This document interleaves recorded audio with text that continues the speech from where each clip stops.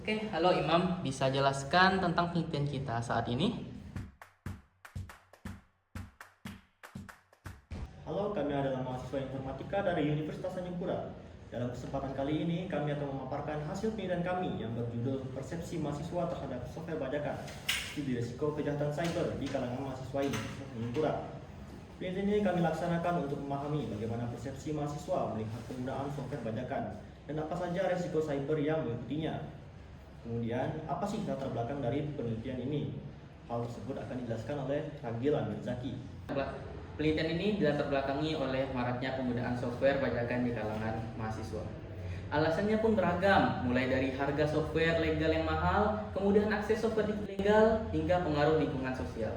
Padahal, penggunaan software bajakan bukan hanya melanggar hukum, tapi juga meningkatkan risiko serangan siber seperti malware dan pencurian data. Kondisi ini mendorong kami untuk mengkaji lebih dalam persepsi mahasiswa terhadap masalah ini, khususnya di Universitas Tanjung Pura. Untuk tujuan dari penelitian ini akan dijelaskan lebih lanjut oleh Faris Aska Riani. Tujuan utama dari penelitian ini adalah untuk mendeskripsikan persepsi mahasiswa informatika Universitas Tanjung Pura terhadap penggunaan software bajakan dan resikonya terhadap kejahatan cyber. Dengan memahami persepsi ini, kami berharap dapat memberikan kontribusi dalam meningkatkan kesadaran hukum digital dan keamanan cyber di lingkungan akademik. Berikutnya, rumusan masalah dan manfaat akan dibawakan oleh Syarif Farido. Baiklah, kita akan bahas tentang rumusan masalah dan manfaatnya.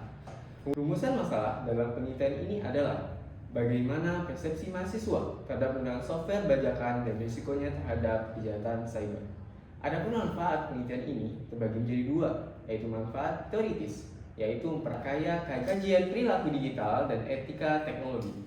Kemudian ada manfaat praktis, yaitu sebagai dasar penyusun program edukasi hak cipta dan keamanan cyber di perguruan tinggi. Kemudian pembahasan selanjutnya yaitu metodologi penelitian yang akan dibahas teman saya, yaitu Michael Delver. Metodologi penelitian kami menggunakan metode kualitatif dengan pendekatan fenomenologi. Untuk pengumpulan data dilakukan dengan wawancara semi terstruktur. Kami mewawancarai mahasiswa aktif yang pernah menggunakan software bajakan, kemudian dianalisis menggunakan teknik tematik. Untuk lokasi penelitian dilakukan di Universitas Tanjung Pura dengan pemilihan responden secara purposive sampling. Selanjutnya kita akan masuk ke perjalanan kami dalam melakukan penelitian ini yang akan dibawakan oleh Faisal Iqbal Ismail Dianugroho. Selanjutnya adalah proses tiap pertemuan. Penelitian ini dilakukan secara bertahap. Pada tahap pertama kami menyusun instrumen wawancara. Kemudian pada tahap kedua dilakukan untuk mewawancara lapangan secara langsung. Kami di sini akan melakukan wawancara secara langsung dengan saudari selaku mahasiswa Universitas Tanjung Pura dan menggunakan software bajakan. Selanjutnya, kami melakukan transkrip data dan analisis tematik di tahap ketiga dan keempat. Seluruh proses dilakukan secara kolaboratif oleh tim melalui diskusi aktif, pembagian tugas yang seimbang. Selanjutnya adalah hasil penelitian yang akan dibawa oleh Dava Noval Akbar. Dari hasil wawancara yang telah kami lakukan, kami menemukan 5 poin utama. Yang pertama, motivasi penggunaan dan respon kami. Yang pertama adalah alasan biaya dan pengaruh lingkungan sosial. Yang kedua, dampak negatif dari penggunaan software bajakan adalah risiko terhadap keamanan data pribadi yang dapat bocor dan perangkat kita yang rentan terhadap malware ketika kita mendownload software bajakan. Yang ketiga, keberlanjutan penggunaan para mahasiswa.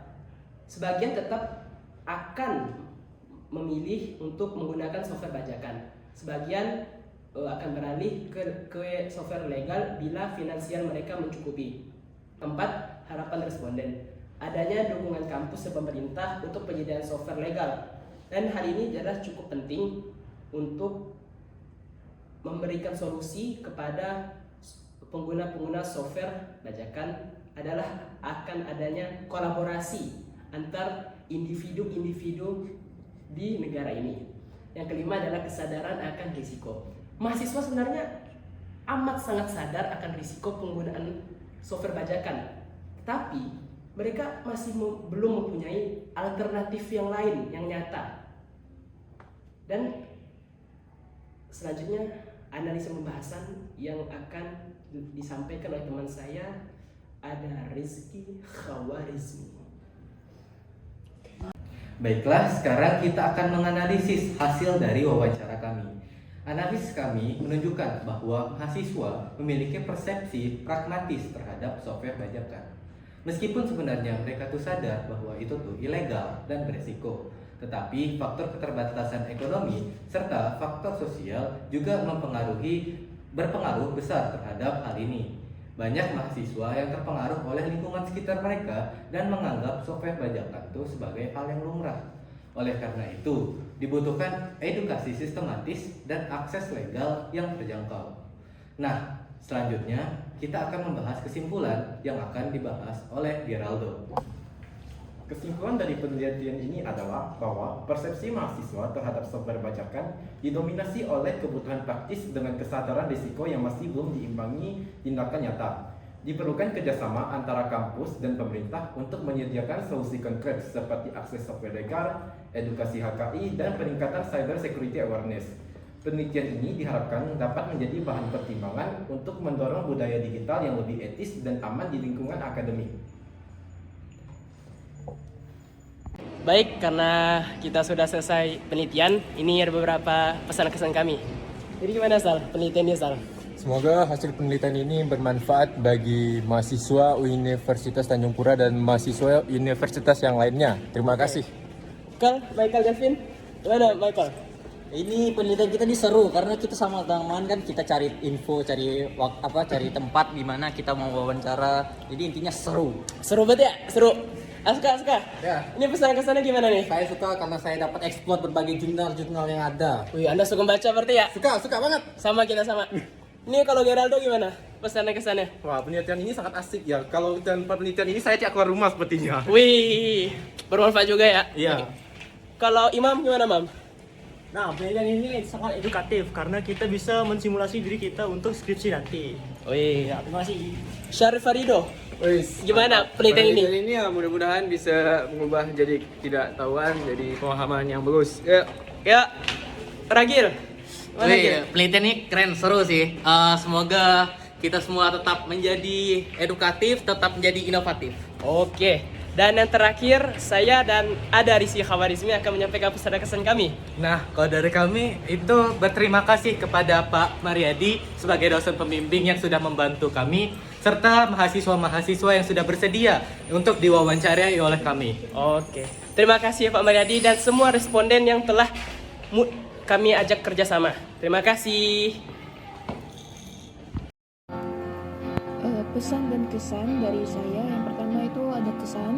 Menurut saya topik yang mereka bahas yaitu kelompok 2 itu sangat baik dan sangat relevan dengan keadaan zaman sekarang, yaitu di mana banyak orang yang lebih memilih untuk menggunakan software bajakan atau perangkat lunak bajakan dibandingkan dengan perangkat lunak yang legal. Sehingga banyak terjadi kebocoran data dan lain sebagainya. Menurut saya topik ini sangat bagus dan sangat harus diangkat untuk diteliti. Untuk pesan tersendiri, pesan untuk kelompok 2 yaitu semoga kelompok 2 kemudian hari akan menjadi peneliti yang lebih baik dan dapat menyusun penelitian dengan lebih jago dan lebih